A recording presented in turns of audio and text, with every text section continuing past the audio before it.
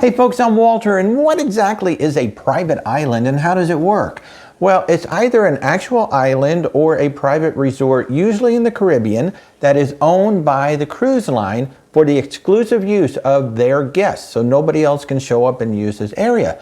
Now, traditionally, they were just beach resorts. You lay out, you have drinks, you enjoy it, but then Disney stepped it up with some adventures, and now Royal Caribbean has Coco Cay, which has a full water park as part of it. And how it works is it's basically an extension of the ship. So pretty much the same features and perks and whatever you got on the ship, you're also going to get on the island. For instance, if you have a drink package, you'll be able to use that on the island.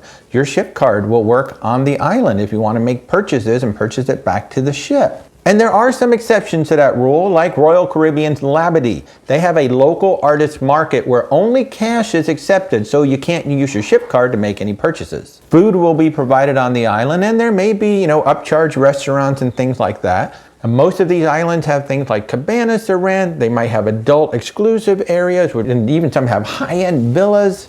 But in general, just think of the private island as an extension of the ship. Your cruise card works there, your perks work there, and the same food and drinks will be provided just as if you were on the ship, but you get to enjoy some island time.